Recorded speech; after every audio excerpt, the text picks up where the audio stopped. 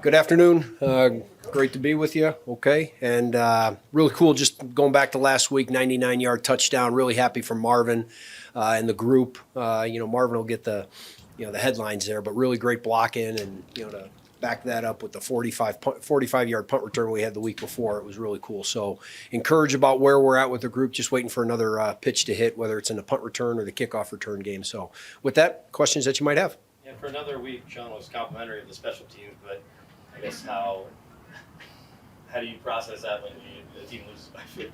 Yeah, I think that, obviously, we didn't get the result that we were looking for, but you stay in your lane, and everybody's got a role, and our role is to be the best special teams unit that we can be, and I think Coach is right. I think we did a very good job in our kicking game. We obviously out-returned them and didn't have any penalties and won that hidden yardage battle. So just something to continue to build on. So, yes, in the big picture, didn't get the result, but we're staying in our lane and doing our job, and I think that's the most important thing so that we continue to improve as the year goes on. They were going touchbacks most of the game, and then they decided to give it a shot, and you guys were ready.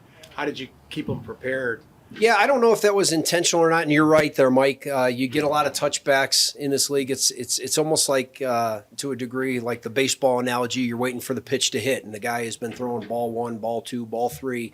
But we're just waiting for that ball to come over the plate. They gave us one, and fortunately for our football team, we hit it out of the park on that one. So just waiting for another pitch to hit. What energy do you get when you pull off a fake kick for a first down?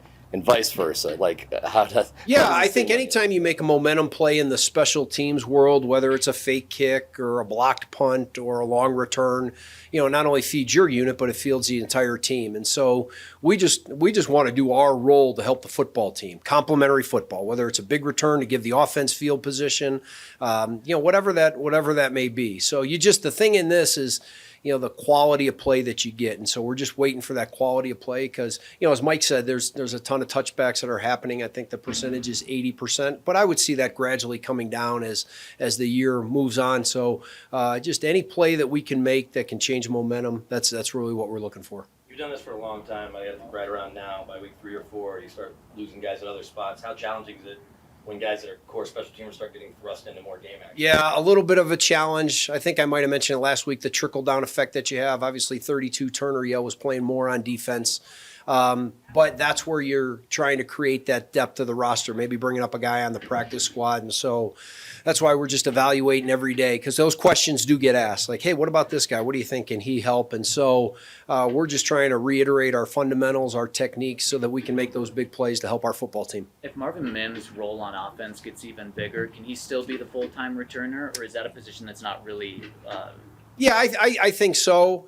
We've had those conversations in regards to the rep count and such, but, when you have that type of dynamic playmaker, and the thing about Marvin, I was mentioning to somebody earlier, is the maturity and the attention to detail that he has. In the return game, it's a little bit different than it was in college, right? This is a rookie returner who missed some time during the OTAs. He's done a great job of getting himself healthy and being an impact player on the field, but, we've also done a really good job of teaching him the sights that you see. If you watch the punt game in the college game, it's different than the pro game, so there's some intricacies there that we're working on, and also in the kickoff return game. So really happy for him and just the group that's supporting him. And so if we can continue to get those returns, guys see that, and it just makes our unit better. You guys drafted Riley Moss in special teams. Was it a big kind of vision for him? What do you see from him at this point? Yeah, some limited snaps, crawl, walk, run, coming off the injury that he had in training camp, and that'll continue to grow.